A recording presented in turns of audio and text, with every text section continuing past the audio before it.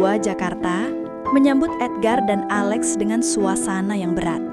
Seolah udara malam menahan sesuatu yang tidak boleh diucapkan. Lampu-lampu jalan memancarkan cahaya kekuningan yang redup, membuat bayangan bangunan kolonial tampak memanjang dan bergerak pelan seperti sedang memperhatikan langkah mereka. Edgar berjalan lebih dulu, memperhatikan setiap sudut dan retakan dinding seakan ruangan itu menyembunyikan cerita-cerita yang ingin terbongkar. Alex mengikuti dari belakang, menahan map lusuh berisi catatan investigasi yang semakin terasa berat di tangan. Tempat ini rasanya seperti menunggu seseorang, gumam Alex lirih. Karena memang begitu, jawab Edgar tanpa mengalihkan pandangan. Kota tua menyimpan banyak hal yang tidak selesai. Mereka berhenti di depan gedung tua dengan simbol kompas tanpa utara. Catnya terkelupas seperti guratan tangan yang sengaja dibuat.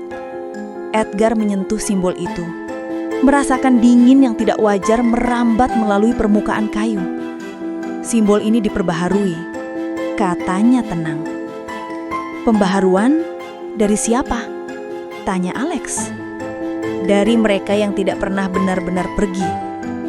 Pintu tua gedung itu berderit panjang saat Edgar mendorongnya. Aroma kayu lembab dan debu yang mengendap bertahun-tahun memenuhi udara. Di tengah ruangan, cahaya senter mengungkap spiral hitam besar yang tampak baru dibuat. Garisnya masih pekat dan tajam. Alex menghela napas. Kenapa selalu spiral? Edgar membalas tanpa ragu, seperti mengulang doktrin lama yang pernah ia dengar. Karena spiral tidak punya awal atau akhir, hanya arah.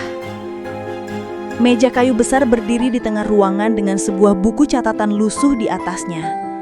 Tidak seperti benda lain di ruangan itu, buku ini tidak tertutup debu sama sekali. Edgar membuka halaman pertama dan menemukan sketsa bangunan, versi lama namun dengan tambahan garis tipis yang tidak tercatat dalam blueprint resmi. Bagian tambahan itu menunjuk ke sebuah ruang bawah tanah yang tidak pernah disebutkan dalam arsip publik. Alex mengerutkan kening. Ruang bawah tanah seluas ini tidak ada di dokumen apapun. Karena ini bukan dokumen, jawab Edgar sambil menunjuk panah kecil pada sketsa. Ini panduan tersembunyi. Panah itu digambar berulang menandai papan lantai tertentu.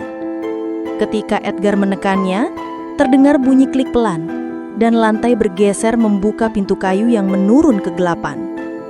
Alex memeluk mapnya. Kita benar-benar mau turun ke sana. Edgar menyalakan senter cadangan. Kita mengikuti jejak, dan jejak jarang membawa kita ke tempat yang nyaman. Tangga kayu yang mereka turuni bergetar halus, seakan keberatannya bukan pada tubuh dua manusia itu, melainkan pada sesuatu yang pernah berlalu sebelum mereka. Saat mencapai dasar, lorong gelap menyambut mereka. Cahaya senter seolah tidak sepenuhnya mampu menembus kegelapan, seperti ada sesuatu yang menyerap cahaya itu secara perlahan.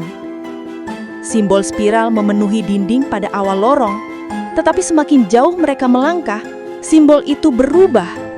Spiral menjadi garis patah menjadi guratan bengkok, dan akhirnya membentuk pola sidik jari kecil yang melingkar seperti cetakan lama yang dipaksa diukir dengan tekanan. Alex berhenti mendadak. Edgar, ini pola cincin keluargaku. Edgar meneliti pola itu. Mereka memang mengincar garis keturunanmu, bukan baru-baru ini, tapi sejak lama. Alex menggeleng, mencoba menelan rasa panik yang mulai bangkit.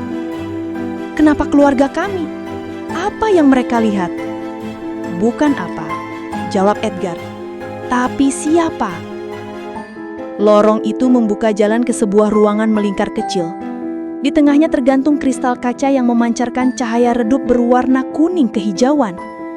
Dinding ruangan dipenuhi catatan, nama, tanggal, garis silang dan simbol yang tampak seperti bagian dari ritual lama. Meja logam kecil berdiri di tengah ruangan dengan sebuah cakram besi berukir spiral 3 segitiga. Logo tua Lux Mortis. Di sudut ruangan, Alex menemukan buku lain. Sampulnya terbuat dari kulit tua yang hampir hancur. Saat ia membuka halaman pertama, tubuhnya langsung menegang. Nama keluarga mereka tertera jelas dalam daftar panjang garis keturunan yang telah dicatat selama berpuluhan tahun. Di bagian samping nama tertentu, ada tulisan yang digores dengan tinta pekat. Chosen Bloodline. Alex menelan ludah, suaranya hampir tidak terdengar. Kakekku, ayahku, mereka semua tahu. Tidak selalu, jawab Edgar sambil membungkuk tenang. Kadang garis keturunan hanya diawasi. Gurat ketakutan melewati wajah Alex.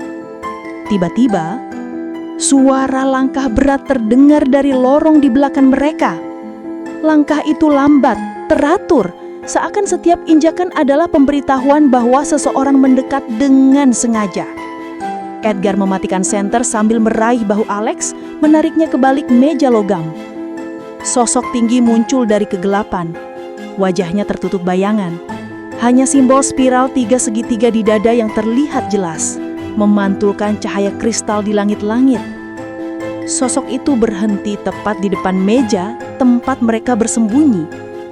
Lalu, ia berbicara dengan suara dalam yang bergema di seluruh ruangan. The left hand has seen the air. Alex menutup mulutnya, hampir kehilangan suara. Sosok itu menambahkan, waktu kalian hampir tiba. Kemudian tanpa tergesa-gesa, ia berbalik dan pergi, meninggalkan mereka dalam keheningan yang lebih gelap dari sebelumnya. Edgar melihat Alex, nafasnya dalam namun tetap stabil. Ini baru permulaan. Dan Alex tahu, permainan yang mereka masuki jauh lebih besar daripada yang pernah ia bayangkan.